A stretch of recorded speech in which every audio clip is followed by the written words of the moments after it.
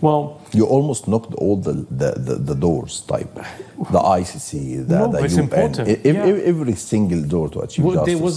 There wasn't a diplomat, a government, a prime minister, legal political institution in the whole of the Western world whose door we didn't knock. Yeah. So, but what's really important is you have to understand is we did not have time to allow foreign states to work out whether or not they were going to put human life as a priority or their economic interest as a priority.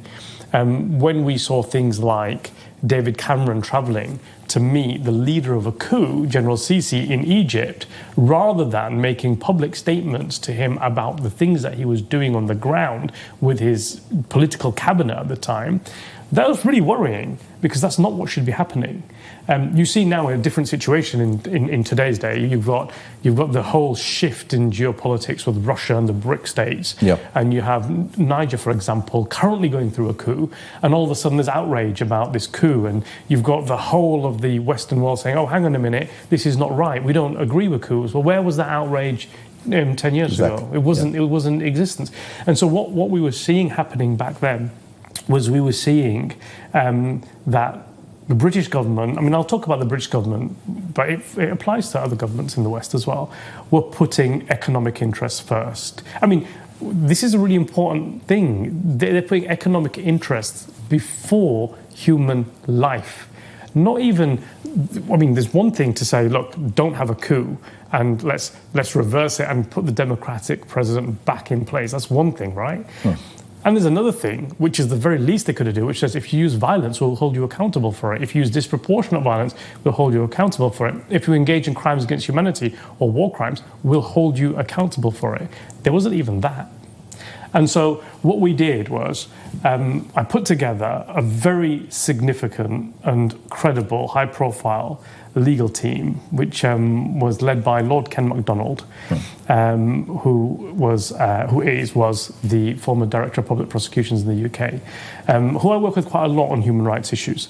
And we put together an investigative team to look at what was happening in Rabat as it was happening, not to wait a year or 10 years later. And we came to a very rapid conclusion that what the military regime, along with the political cabinet that was in place after they had arrested and detained President Sisi and his government. Morsi. President Morsi and his cabinet. Once they had done that, we established that the Egyptian military regime, President Sisi, General Sisi, was engaged in crimes against humanity. And that was something that was very clear to us. Now, you'll see that Human Rights Watch issued a plan 12 months after. It was the report was called According to Plan. And in that, they make it very clear that a crime against humanity was occurring, and the reaction by the military regime was massively disproportionate.